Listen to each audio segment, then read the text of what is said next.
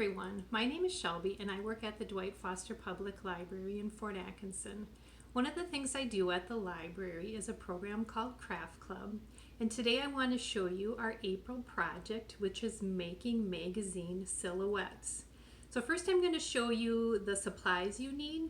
It's a pretty simple project to do from there. So let me just get set up here so that you can see my workspace. So we're going to need magazines. So you may have some old magazines laying around your house. If not, the things that show up at your house free are great too, like inserts from the newspaper. Any of those kinds of things are great to use. And what we're going to do is we're going to cut them into thin strips. So some may just have print on them. Some are going to be colored. Any of these are going to work, and you just want, like I said, to cut them in thin strips.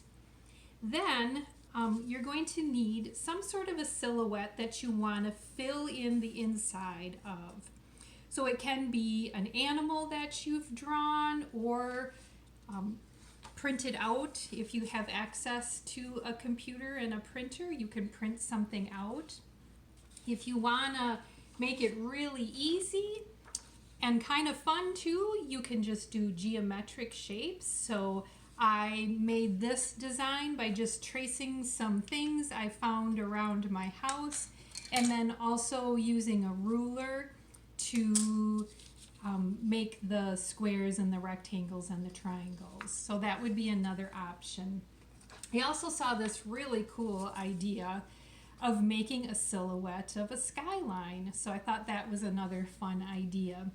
You can do these on any kind of paper that you have in your house. It can be like a construction paper. It can be just your regular printing paper like this one is. If you have some sort of a cardboard from a box that you want to cut up and do it on, that would work too. Whatever you have in your house is great. Then you're also going to need glue. So glue sticks are going to work great. Just your regular white glue will work fine. If you have tacky glue, I think that would work too, but on that I would water it down a little bit and then maybe use a paintbrush to spread it out. I think you could even use Mod Podge if you had that. Totally up to you. Whatever you have at home is going to work great.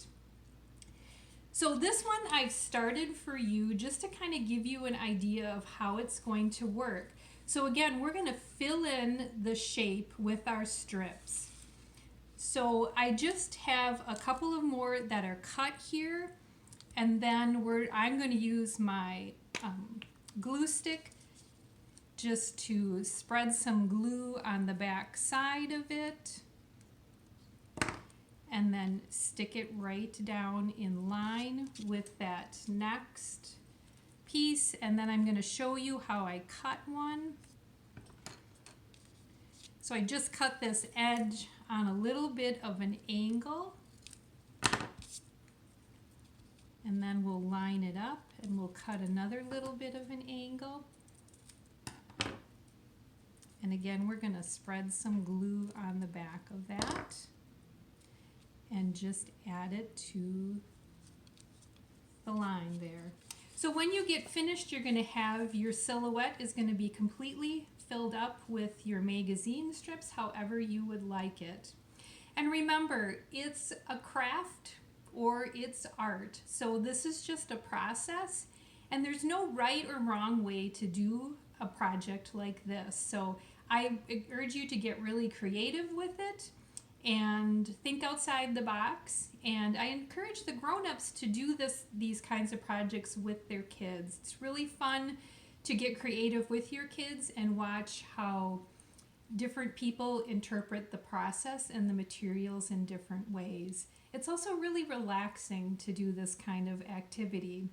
So have fun with this, and stay safe, everyone. We miss seeing you all at the library, and we're looking forward to when we can be together at the library again. And until then, have fun crafting.